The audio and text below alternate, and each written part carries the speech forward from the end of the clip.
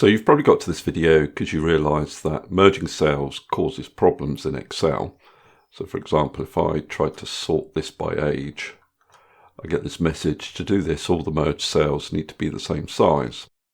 So the problem is caused by cells B8 and C8. I've got merged cells here with the text left company.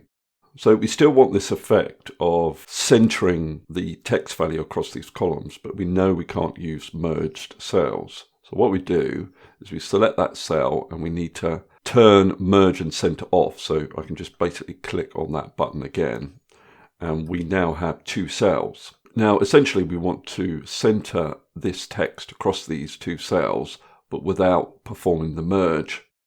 Now one way of doing that is just to very crudely use this increase indent button, and you can press that button until it looks like it's centered across the cells. Let me undo it. Another way, which is probably better, is to select both cells, right click, format cells, or having selected the cells you can use the keyboard shortcut Control 1.